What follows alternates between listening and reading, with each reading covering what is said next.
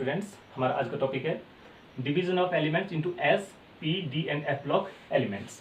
Periodic table में जितने elements हैं इनको हम 4 ब्लॉक्स में डिवाइड कर सकते हैं। 4 ब्लॉक्स कौन कौन से हैं? S block, P block, D block and F block. ठीक है, लास्ट इलेक्ट्रॉन किस ऑर्बिटल में एंटर कर रहा है, इसके बेस के ऊपर हमने इनको 4 ब्लॉक्स में डिवाइड किया है। ठीक है, तो सबसे पहला है हमारे पास एस ब्लॉक एलिमेंट्स।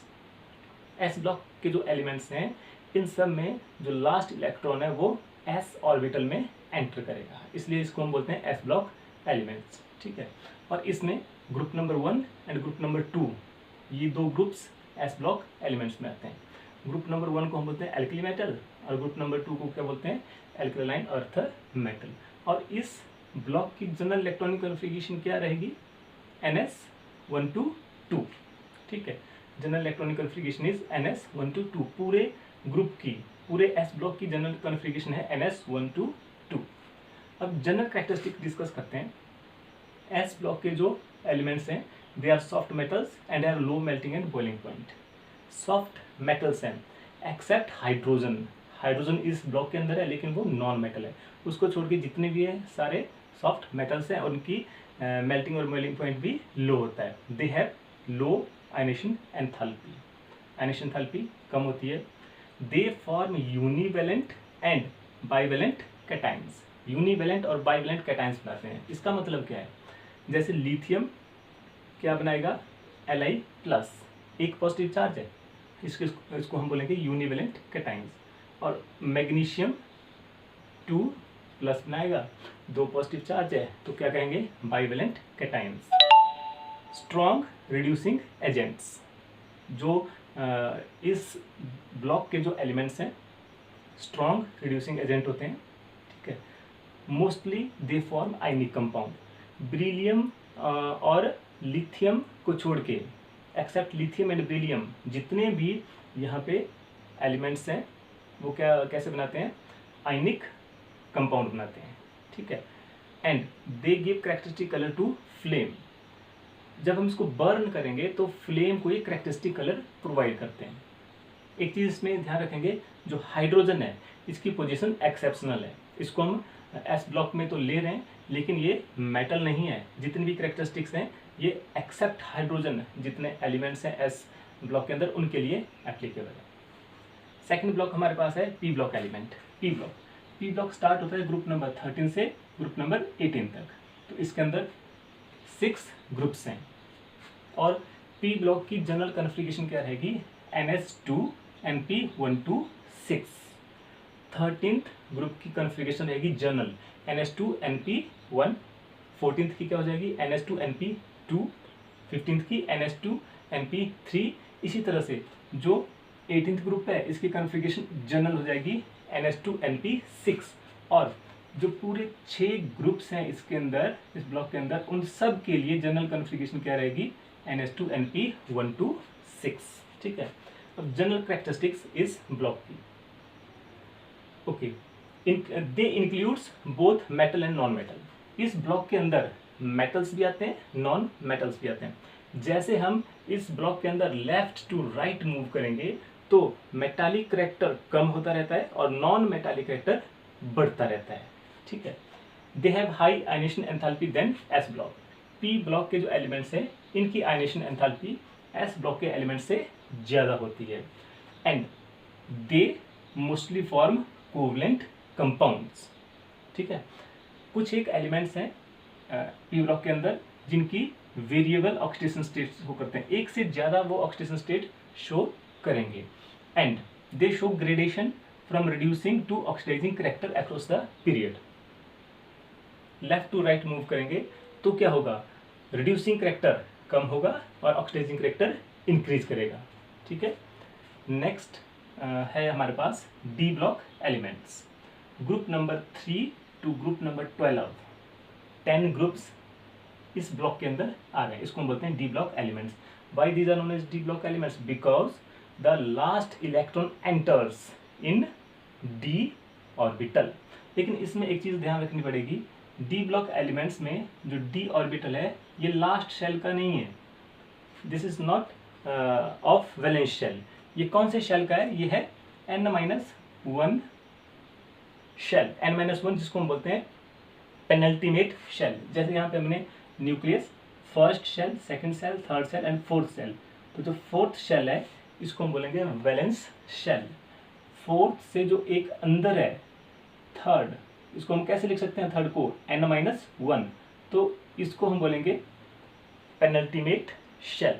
ठीक है, n-1, तो लास्ट सेल से एक अंदर वाला जो सेल है उसको बोलते हैं पेनल्टीमेट शेल। उस शेल के अंदर जो d ऑर्बिटल है उसके अंदर फिल होंगे इलेक्ट्रॉन्स। ठीक है, तो इसकी जनरल कॉन्फ़िगरेशन क्या रहेगी? n-1 d 1 to 10 ns 1 to 2। This is the general configuration of d block elements. अब characteristics, they have high melting and boiling point. यहाँ पे जो एलिमेंट्स हैं उनका मेल्टिंग और बॉइलिंग पॉइंट हाई रहेगा। And they form coloured compound, ऐसे compound बनाएंगे जो कलर शो करते हैं। Also they form complex compound, complex compound बनाते हैं जिनको हम कोऑर्डिनेशन कंपाउंड भी बोलते हैं। ठीक है, एंड इनके जो कंपाउंड्स होते हैं वो पैरामैग्नेटिक कैरेक्टर शो करते हैं। पैरामैग्नेटिक मतलब they are weakly attracted by magnet, magnet उनको वीकली अट्रैक्ट करती है, तो पैरामैग्नेटिक कैरेक्टर वाले ये कंपाउंड बनाते हैं। आल्सो दे शोज वेरिएबल ऑक्सीडेशन स्टेट। और डी ब्लॉक के जो एलिमेंट्स हैं ये एलिमेंटल फॉर्म में, और कंपाउंड अगर इनके जो बने हैं उस फॉर्म में ये कैटलिस्ट का काम करते हैं। ठीक है, कैटलिस्ट क्या होते हैं? The substances which increases the rate of reaction and itself not gate consumed in the reaction. ऐसे सब्सटेंस जो रिएक्शन के रेट को इंक्रीज कर देंगे लेकिन अपने आप रिएक्शन में कंज्यूम नहीं होंगे, एट द लास्ट हमें वैसे के वैसे ही मिल जाते हैं, उनको बोलते हैं हम कैटलिस्ट। तो डी ब्लॉक के जो एलिमेंट्स हैं या इनके जो कंपाउंड्स हैं ये कैटलिस्ट का काम करते हैं। नेक्स्ट ब्लॉक है हमारे पास दिस वन, इसको हम बोलते हैं F block elements, because the last electron in this block enters in F orbital, F orbital में एंटर करेगा। लेकिन इंपॉर्टेंट बात यह है कि जो एफ ऑर्बिटल है वो वैलेंस शेल का नहीं है, that is n-2 F orbital. और n-2 एफ को हम बोलते हैं anti penultimate shell.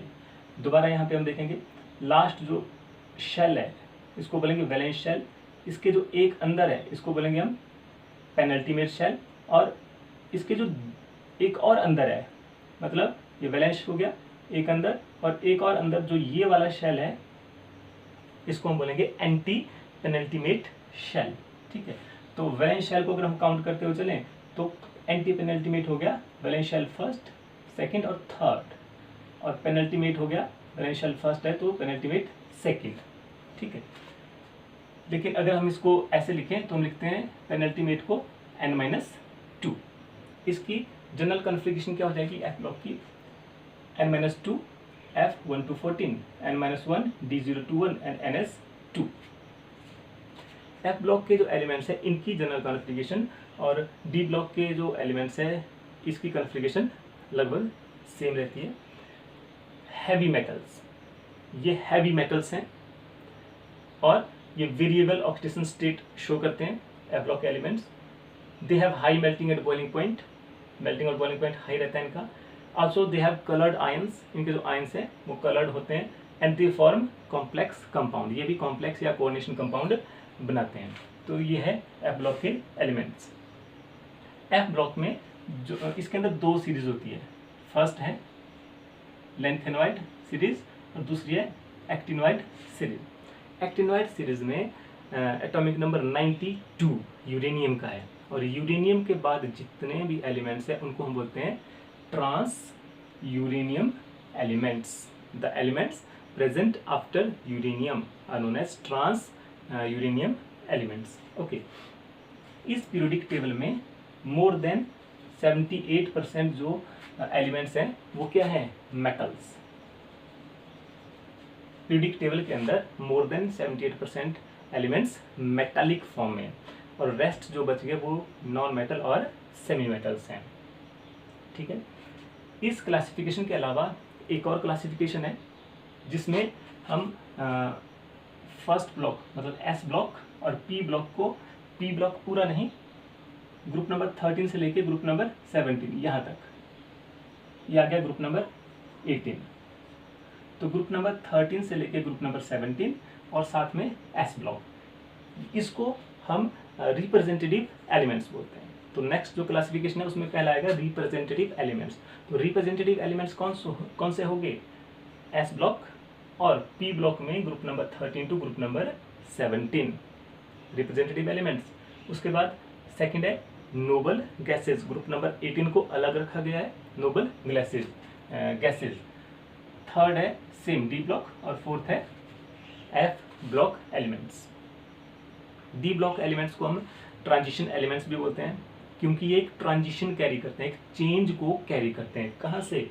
S block से पी ब्लॉक के तक जाने के लिए बीच में डी ब्लॉक आएगा, और डी ब्लॉक क्या करते हैं? एक चेंज कैरी करते हैं from S block to P block. S block metallic है, पी ब्लॉक कैसे है?